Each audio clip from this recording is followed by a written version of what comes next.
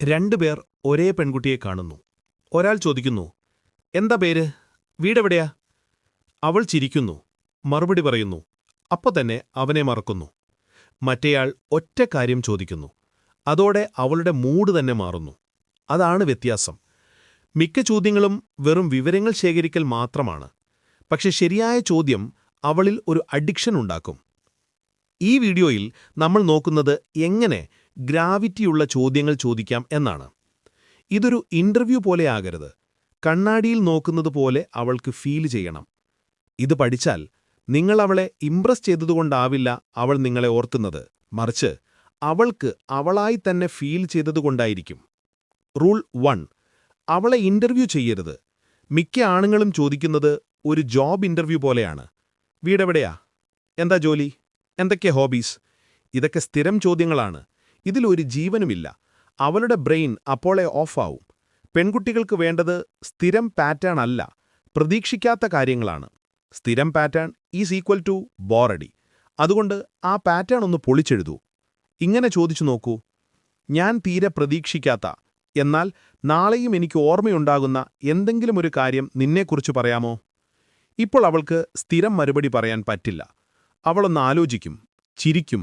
ആ ഒരു സ്പാർക്ക് മതി നിങ്ങൾ വെറുമൊരു മറ്റൊരുത്തൻ അല്ലാതായി മാറാൻ. അതൊരു അനുഭവമായിരിക്കും. നല്ല ചോദ്യങ്ങൾ വെറും ചോദ്യങ്ങളല്ല, അതൊരു ഇമോഷണൽ കണക്ഷനിലേക്കുള്ള വാതിലാണ്.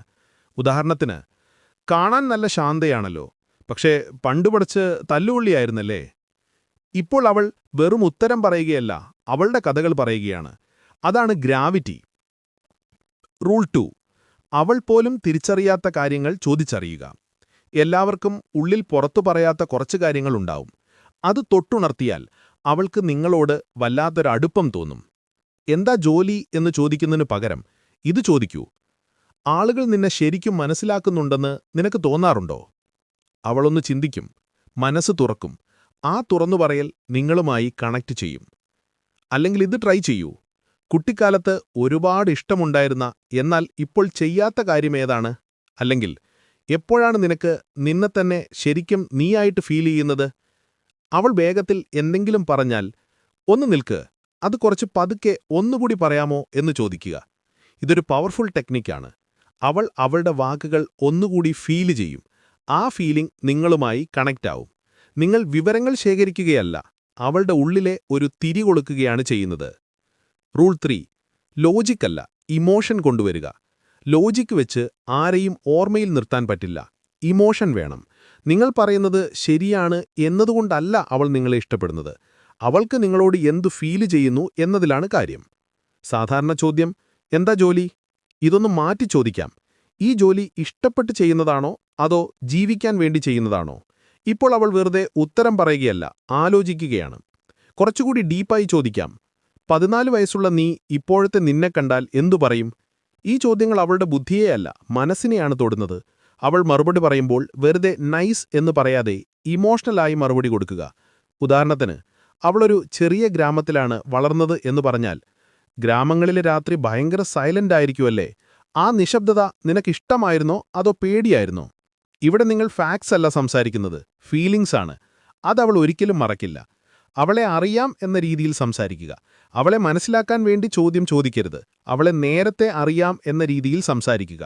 നീ ഇൻട്രോവേർട്ടാണോ എക്സ്ട്രോവേർട്ടാണോ എന്ന് ചോദിക്കുന്നതിന് പകരം ഇങ്ങനെ പറയുക: നിന്നെ കണ്ടിട്ട് ആളുകളോട് ഇടപഴകാൻ ഇഷ്ടമുള്ള കൂട്ടത്തിലാണെന്ന് തോന്നുന്നു, പക്ഷേ അത് കുറച്ചു നേരത്തേക്ക് മാത്രമേ കാണുകയുള്ളൂ അല്ലേ?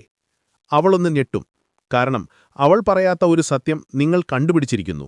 എന്നെ ഒരാൾ ശരിക്കും കാണുന്നുണ്ട്, മനസ്സിലാക്കുന്നുണ്ട് എന്ന് തോന്നുന്നത് ഒരു അഡിക്ഷനാണ്. ബോണസ്: സസ്പെൻസ് നിലനിർത്തുക. സംസാരം എപ്പോഴും ഫുള്ളായി അവസാനിപ്പിക്കരുത്. ബ്രെയിനിന് എപ്പോഴും പാതി വഴിയിൽ നിൽക്കുന്ന കാര്യങ്ങളോട് താൽപ്പര്യമുണ്ടാകും. ഉദാഹരണത്തിന്, നീ എന്തോ എന്നോട് പറയാൻ മടിക്കുന്നുണ്ട്, എനിക്കത് ഫീൽ ചെയ്യുന്നുണ്ട്. എന്നിട്ടൊന്ന് സൈലന്റ് ആവുക.